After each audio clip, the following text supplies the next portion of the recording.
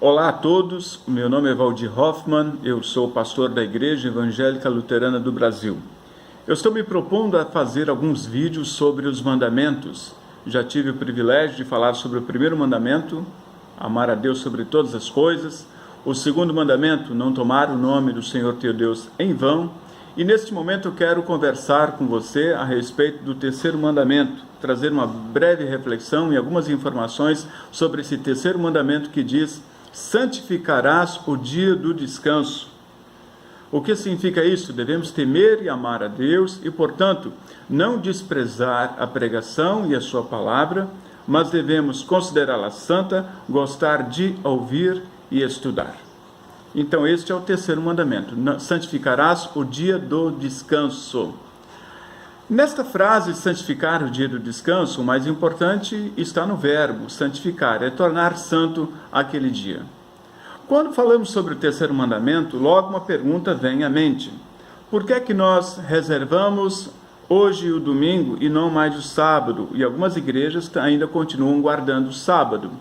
Então vejamos, no Antigo Testamento, o dia que era guardado era o dia de sábado. Isto porque Deus havia feito o mundo em 6 dias e descansou no 7º dia, e esse 7º dia então é o sábado. Todo o povo de Israel, ao longo do Antigo Testamento, mantinha o sábado como um dia especial, o dia do Senhor, e reservava para o Senhor. Aqueles que não reservavam esse dia, não paravam de trabalhar nesse dia, não descansavam no dia do sábado, eram punidos. Alguns deles até com a própria morte. Então nós temos alguns textos que falam sobre esse assunto. Mas no Novo Testamento, com o nascimento de Jesus, dá uma ideia de que estas leis eram leis cerimoniais, eram leis do Antigo Testamento. Uma certa vez, Jesus foi repreendido porque os seus discípulos haviam colhido espigas no dia de sábado. E ele então respondeu: o sábado foi estabelecido por causa do homem e não o homem por causa do sábado. Essas foram as palavras de Jesus. No texto de Colossenses, capítulo 2, versículos 16 e 17, eu vou dar um tempinho, caso você queira acompanhar esse texto. Eu quero fazer essa leitura porque ela vai nos dar uma ideia legal sobre o que significam estas festas do Antigo Testamento e também os dias de sábado. E diz assim o texto. Colossenses, capítulo 2, versículos 16 e 17. Diz assim: ninguém vos julgue por causa de comida e bebida, ou dia de festas, ou lua nova, ou sábados, porque tudo isso tem sido sombra das coisas que haviam de vir, porém o corpo é de Cristo. Nós entendemos então que o sábado e outras festas que são mencionadas no Antigo Testamento são leis cerimoniais e que, de certa forma, com a vinda de Jesus, elas não têm mais validade, não há necessidade mais de serem feitas. Por exemplo, no Antigo Testamento eram feitos os sacrifícios diários pela purificação e pelo perdão dos pecados. Então se matava um cordeiro todos os dias pelo sacrifício das pessoas, para que houvesse um perdão. Com a vinda de Jesus, ele mesmo se tornou o cordeiro inocente e acabou dando a sua vida na cruz para o perdão dos pecados. Ou seja, o sacrifício de Jesus substitui o sacrifício do Antigo Testamento, tornando-se um sacrifício definitivo. E ainda outras leis, então, chamadas leis cerimoniais do Antigo Testamento, não têm mais nenhuma utilidade a partir do Novo Testamento. Aí você vai me perguntar, mas por que nós, então, reservamos o domingo? Por que nós usamos o domingo para o dia do Senhor, chamado, então, o dia do Senhor? Isto porque os cristãos, eles comemoravam a cada domingo a ressurreição de Jesus. Eles paravam de trabalhar e comemoravam a ressurreição de Jesus, que aconteceu num domingo de Páscoa. E daí então, a igreja cristã começou a guardar o domingo para ser o dia do descanso ou o dia do Senhor. Nesse dia, então, o dia do descanso, ou domingo, eles reservavam para o culto e para a adoração. E assim continua até nos dias de hoje. Hoje as igrejas abrem as suas portas de manhã, de tarde ou à noite para celebrarem a ressurreição e para celebrarem um dia especial ao Senhor e prestar culto ao nosso Deus. Mas eu quero chamar a atenção a um fato que talvez seja importante neste momento. O importante aqui não está no dia, talvez. O mais importante aqui é santificar o dia. Nós vivemos um tempo em que vivemos um mercado de trabalho bem diferente de épocas anteriores. Hoje, por exemplo, nós temos empresas que o pessoal trabalha por turno. Então, como é que eu vou parar de trabalhar no domingo para santificar aquele dia e ir para a igreja se eu estou no mercado de trabalho e exatamente naquele horário de culto eu tenho que trabalhar? Ou mesmo no sábado, como é que eu vou parar naquele horário de trabalhar se eu tenho culto na igreja, mas eu estou no mercado de trabalho e o mercado de trabalho, a empresa exige que eu esteja presente lá naquele momento? Então, o que eu diria? Que o mais importante é você reservar um espaço especial na sua agenda para o louvor e adoração a Deus. Tire um momento para o culto. Se a sua igreja está cultuando todos os domingos pela manhã, então todos os domingos pela manhã, se você não estiver no mercado de trabalho, vá para a igreja. Se ela é à noite, então vá para a igreja à noite. Mas se a sua igreja não tem culto no sábado nem no domingo, devido a algumas outras circunstâncias, e ela se reúne na segunda-feira, na terça-feira, quarta-feira, quinta ou sexta-feira, então vá nesse dia à igreja para louvar a Deus.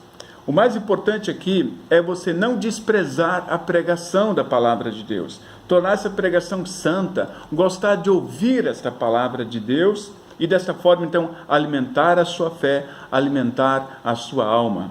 Deus quer, na verdade, com este mandamento, sim, que as pessoas tirem um tempo para descansar. Afinal de contas, o nosso corpo precisa de um descanso. Nós trabalhamos uma semana inteira, ou temos a nossa labuta diária, e o nosso organismo, o nosso corpo precisa de um tempo para descansar. Então, esta é uma finalidade deste mandamento. Por outro lado, Deus também quer que nós alimentemos agora a nossa alma. E se nós temos a oportunidade de, no final de semana, no sábado, no domingo, ou mesmo durante a semana, eu tenho oportunidades de culto a Deus e adoração a Deus, eu vou aproveitar aquele meu dia de folga, naquele momento, naquela oportunidade, para estar na presença do Senhor. Significa, portanto, o terceiro mandamento: devemos temer e amar a Deus e, portanto, não desprezar a pregação e a sua palavra, mas devemos considerá-la santa, gostar de ouvir e estudar, ter esse desejo de ouvir a palavra de Deus. Isto é fundamental na vida de cada um. Nós não podemos trocar a palavra de Deus por outros eventos. Se nós quisermos, a cada final de semana, nós vamos colocar outras oportunidades. Afinal de contas, neste momento da secularização, nós temos muitas possibilidades, muitas oportunidades que nos são oferecidas. Basta então a mim criar um filtro. Esta oportunidade eu posso deixar de lado, eu posso abrir mão, para que eu não deixe de participar do culto a Deus. Porque quando eu estou participando do culto, eu estou recebendo a palavra de Deus. Quando eu estou participando do culto, eu estou recebendo o perdão dos meus pecados. Quando eu estou participando de um culto, eu também recebo a Santa Ceia para o fortalecimento da minha fé. Ou seja, a oportunidade de culto e adoração, ela é oportunidade que não deve ser perdida, a não ser casos de enfermidade, a não ser casos de trabalho, a não ser casos de viagens inadiáveis que eu não possa, ou que me impossibilite a estar na presença com os meus irmãos na igreja naquele momento. Aí você vai me dizer, sim, se eu devo então prestar culto a Deus, eu posso prestar culto a Deus através da internet, eu posso assistir uma missa na internet, eu posso assistir um culto na internet. Nada impede de você assistir. Nada impede, porque a palavra de Deus está sendo anunciada. Mas há um detalhe importante. No culto, eu recebo a absolvição dos pecados verbalmente. No culto, eu posso abraçar o meu irmão. No culto eu vou estar participando da Santa Ceia, onde recebo o pão e o vinho, o corpo e sangue de Jesus.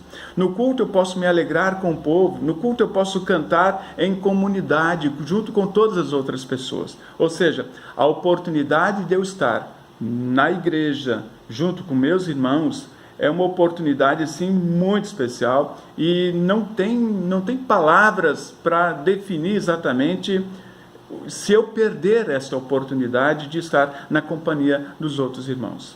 Então, eu estimulo a você a guardar esse terceiro mandamento, a guardar o dia do descanso, a descansar o seu corpo das lidas diárias, mas ao mesmo tempo, a palavra diz assim: reserve um tempo especial para Deus. Dê oportunidade a você, a sua alma, ao seu espírito, de estar na presença do Senhor, cultuar a Ele em espírito e em verdade. Isso significa santificar o dia do descanso. Espero ter contribuído na sua reflexão sobre esse terceiro mandamento. Também esse vídeo está sendo divulgado através do meu canal, Valdir Hoffmann, no YouTube. Você está convidado a acessar e dê o seu link também, o seu like ali. E compartilhe com seus amigos. Compartilhe, se você acha que esta é uma verdade bacana, se essa palavra ela ajudou você a refletir melhor sobre esse terceiro mandamento, compartilhe com seus amigos, com seus familiares, para que eles também tenham esse conhecimento da palavra de Deus. Ao mesmo tempo, se você tiver qualquer dúvida, entre em contato conosco, estou pronto para poder ajudá-lo a dirimir todas as suas dúvidas. Fique com Deus, que o Senhor o acompanhe sempre. Um grande abraço.